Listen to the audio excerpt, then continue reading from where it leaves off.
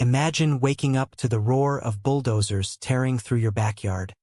Your late grandma's cherished rose garden reduced to mud in minutes. All because some HOA busybody decided your property was community improvement material. That's exactly what hit Alex Rivera, a quiet widower in sunny suburban Evergreen Meadows, Colorado, where picket fences hide petty tyrants. But Alex wasn't about to roll over. He watched, waited, and turned their greed into their undoing. The neighborhood seemed idyllic at first. Manicured lawns, block parties, and that suffocating HOA rulebook thicker than a phone directory. Alex, 55, a retired accountant who'd lost his wife to a long illness, moved back to his childhood home 2 years ago. It was a modest lot with a wildflower patch his grandma planted in the 70s, a slice of untamed peace amid the cookie-cutter conformity. Enter Brenda Hargrove, the HOA president, a rotund, pearl-clutching enforcer with a perpetual scowl and a minivan plastered in community pride stickers. She patrolled like a self-appointed sheriff, fining folks for grass blades over 2 inches or mailboxes not painted eggshell white.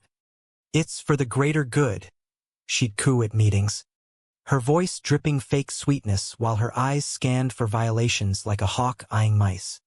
One crisp April morning, Alex sipped his coffee on the porch, only to spot orange stakes dotting his yard like acne on a teen's face. Brenda drove by in her SUV, waving cheerfully. "Just a little survey, dear. We're expanding the community park for the children. You know." Alex raised an eyebrow but said nothing. He'd heard the whispers, neighbors calling him a recluse hoarder after Brenda spread rumors about his unkempt property attracting pests. He ignored it, jotting notes in his old ledger, the one he'd used to balance books for decades. But when he returned from a solo hike scattering his wife's ashes in the Rockies, the real invasion had begun. Concrete trucks rumbled. Workers poured foundations right over Grandma's roses. "What the hell?" Alex muttered, storming over. The foreman shrugged. "HOA permit says this is disputed land. Adverse possession or something." Brenda appeared, clipboard in hand, her double chin quivering with authority. "Alex, sweetie, your grandma's old deed had errors. We've been using this edge for years, dog walks, picnics. It's ours now, legally. Think of the playground it'll become." The smears escalated. Brenda's op-ed in the local rag painted Alex as a grief-stricken crank blocking affordable green space. Comments flooded Facebook. "Move on from your dead wife. Dude. Selfish jerk ruining our values." Alex bit his tongue at the grocery store, where the cashier averted eyes. But inside, he seethed and schemed. He dug through county records, uncovering Brenda's pattern. Bogus claims in 3 states, forcing out owners with legal fog. Adverse possession needs 20 years. He whispered to himself, hiring a sharp lawyer named Mia Torres. They built this HOA in 2018, math doesn't lie.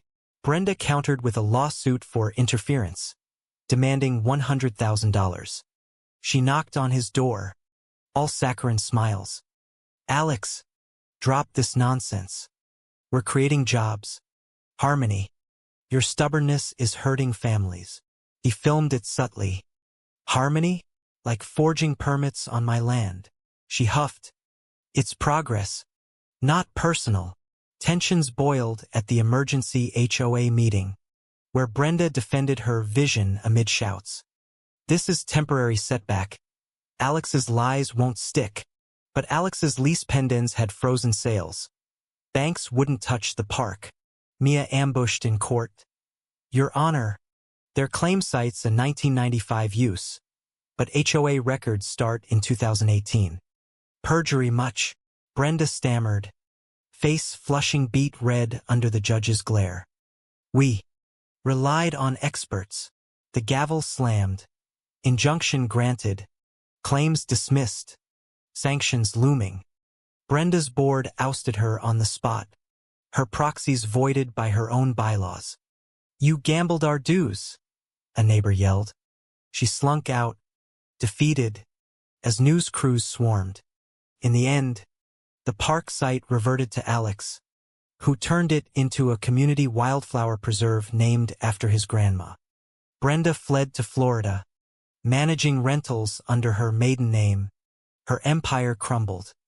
Alex hosted a barbecue, toasting with neighbors who'd once shunned him. "Unchecked power always rots," he said quietly.